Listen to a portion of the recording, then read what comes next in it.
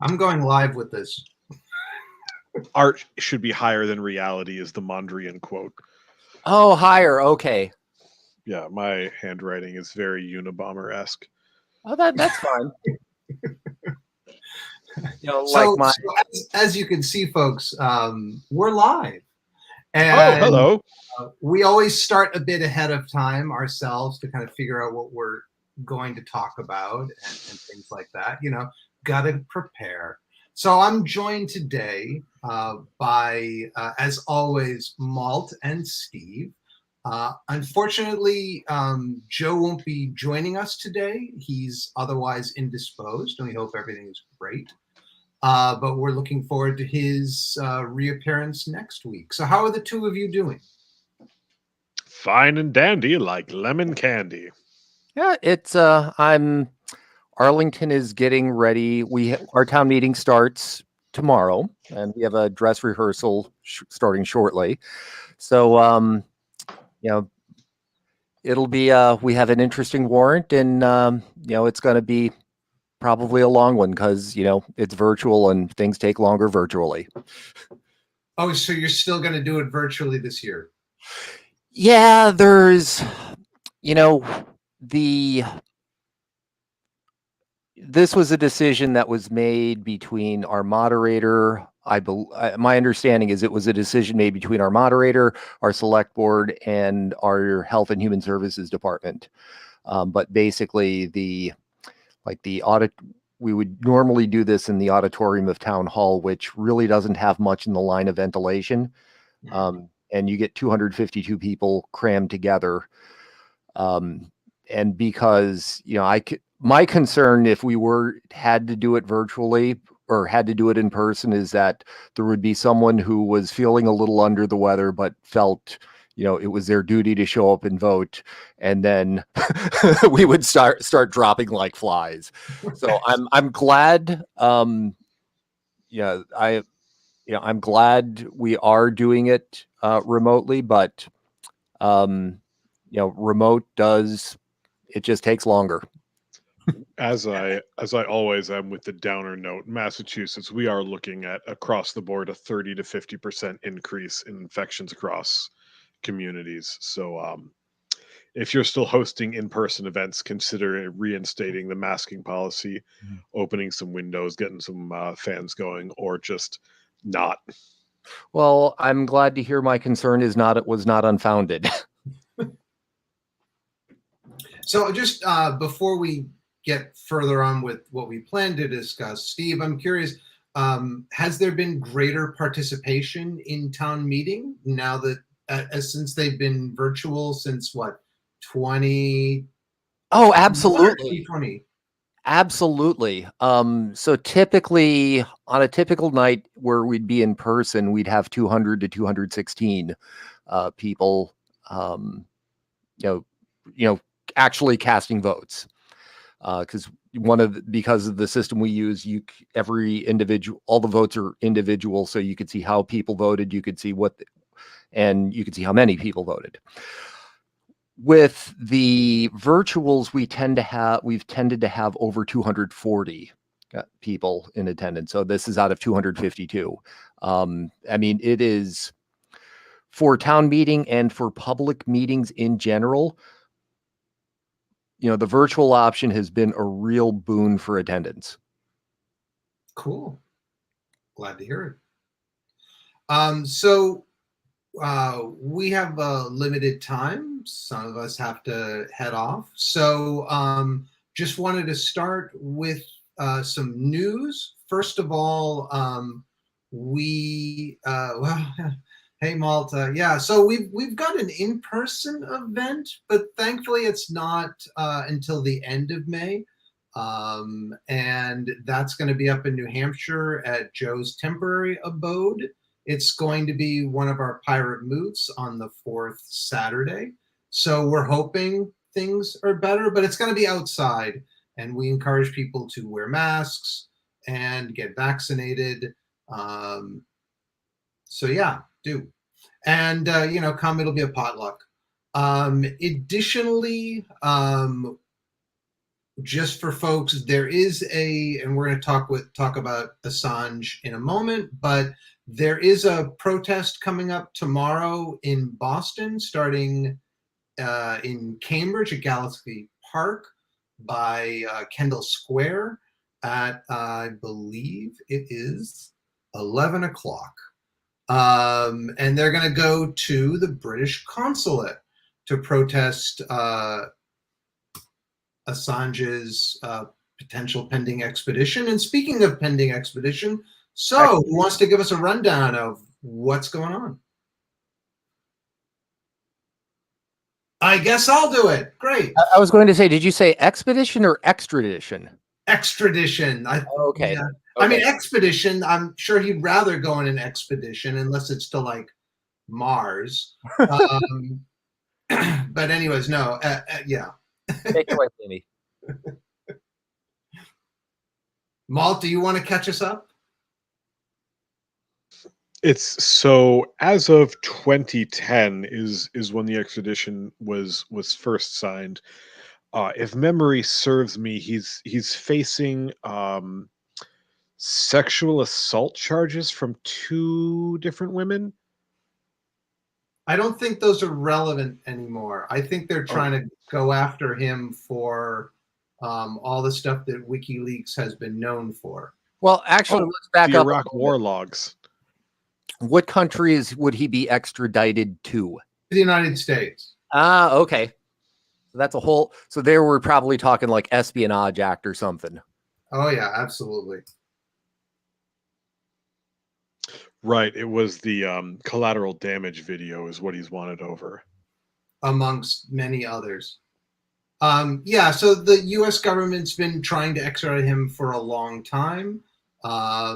They and the U.K. government have spent way huge amounts of money trying to get him. And recently, I believe it was the High Court in the United Kingdom said, yeah, you can extradite him, and the presiding judge said, yes, you can extradite him, and now it goes to the government to decide whether they're going to send him to the U.S. or not. The investigation started under Barack Obama, but it was Trump who charged Assange with collaboration with Chelsea Manning to break a Defense Department network password. And this was a sealed indictment in 2017. Right, and then Manning refused to testify before the grand jury and was put in jail for a time. But they are now out, and they are, I do believe, they are in a relation. Right? Yes. Chelsea Manning is free, and if I understand things correctly, I believe she's dating the electronic musician Grimes, who is pregnant with Elon Musk's second child. Second child with her. I think he has children from his first marriage. Oh, right, before the hair plugs.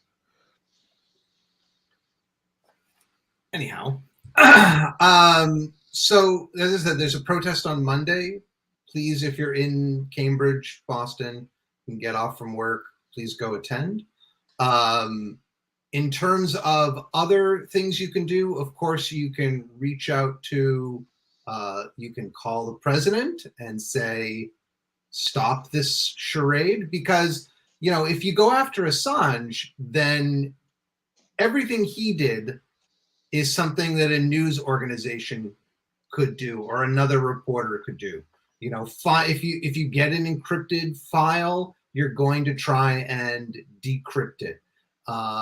If you're talking with a source, you're going to try and help them protect themselves. So everything that he did is something that a news organization would do, and to go after him is functionally to go after a free press in the United States.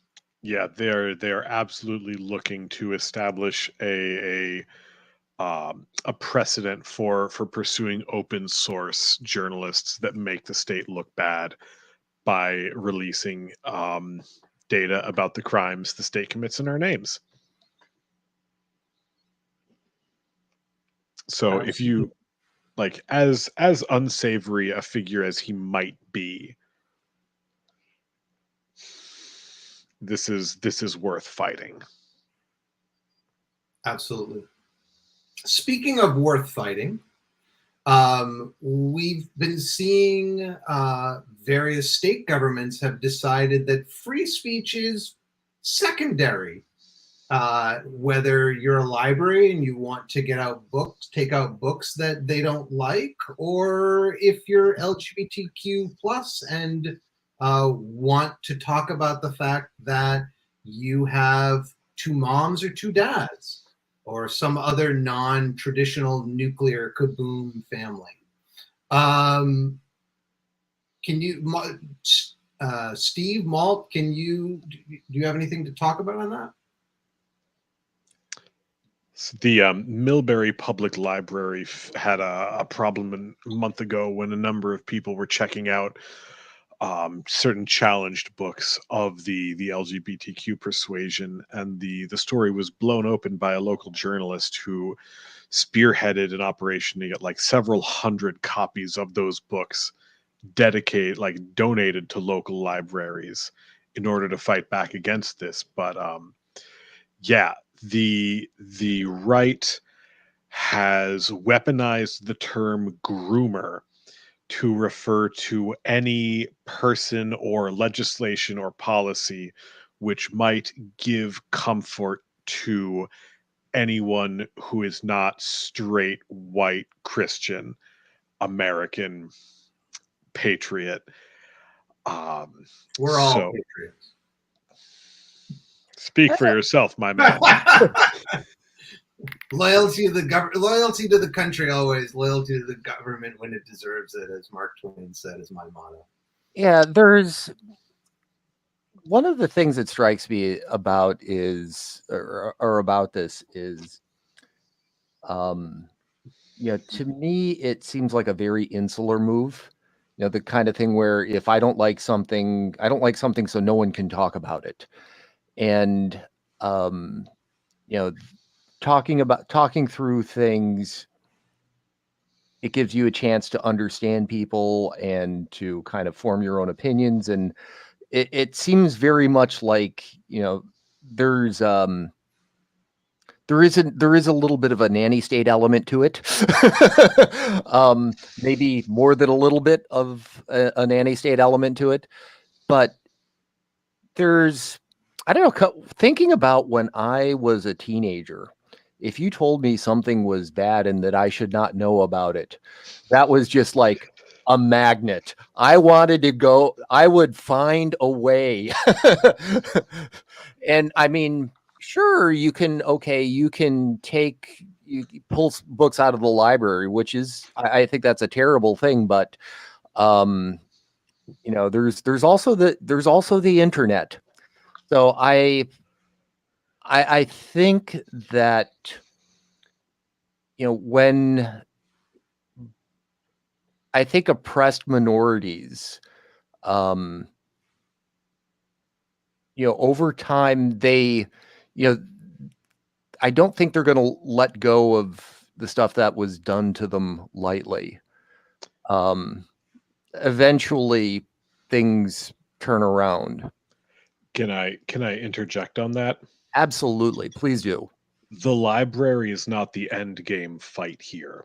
What the right is trying to do is that they're trying to develop effectively weaponized anti-progress cells of people who are willing to challenge everything that happens at the local level.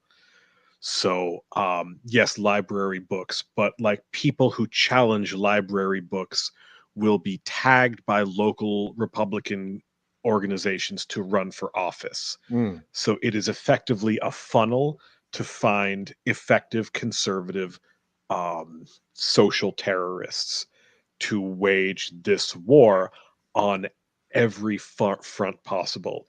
the 60s, the 70s, the 80s, the conservatives lost out because they lost out in the big courts. So effectively what they've done is that they have like reversed the pyramid. They are fighting fights at every local level possible.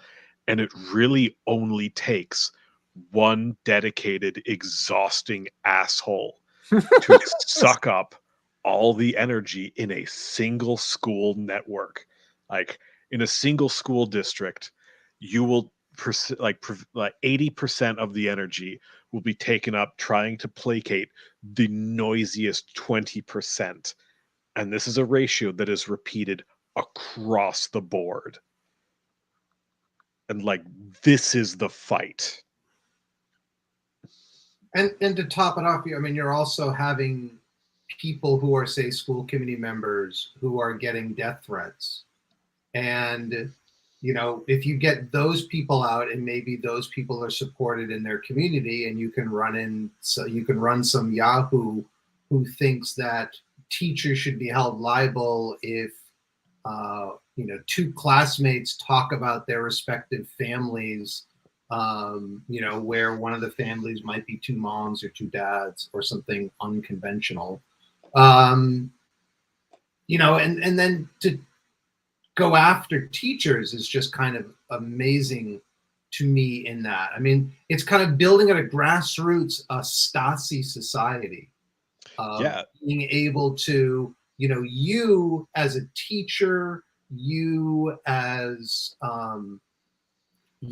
someone in the school committee, they will go after you. They will monitor what you did to be able to silence you ultimately. Yep. Yeah. It's they're trying to drive everyone out of the teaching profession as they can. They're trying to make the public school educator job so unappealing that schools are unable to hire, so that these private charter schools with their CEOs, which is fucking disgusting, are the only choice left. Like that is what this is about. It's about destroying public school as an institution because they lost out on the right to discriminate. And so they are forcing everything out of the public sphere because of the anti-bigotry laws into the private sphere where they're still free to discriminate. And like this is what upsets me about right-wing libertarians who believe that the free market will solve everything. Like, please read history. Yeah.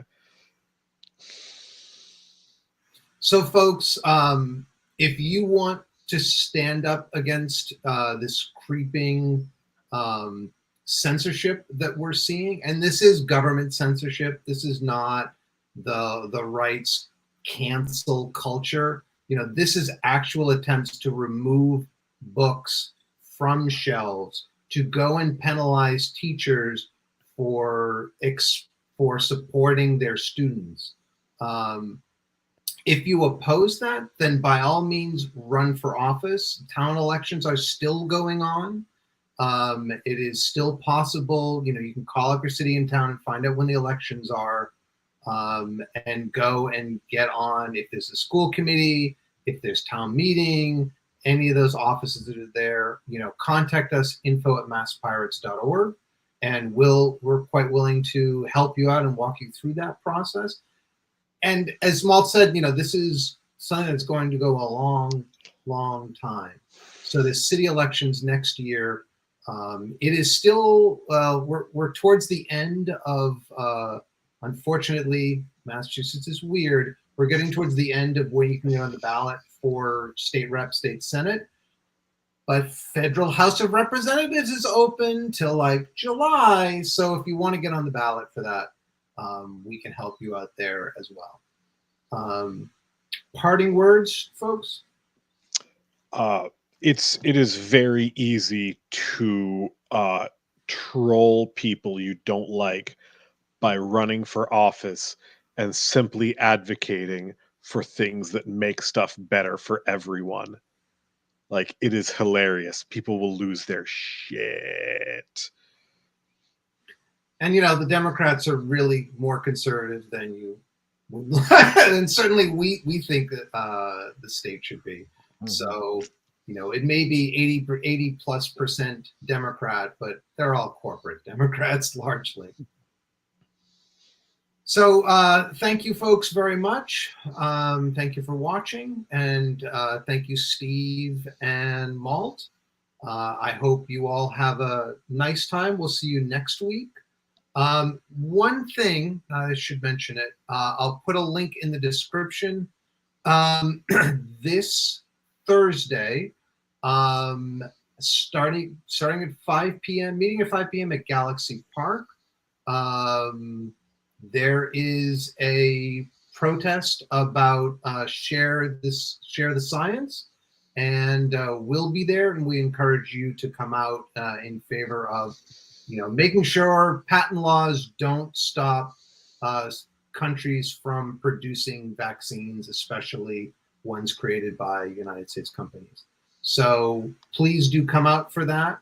That's Galaxy Park in Kendall Square, Massachusetts, Cambridge.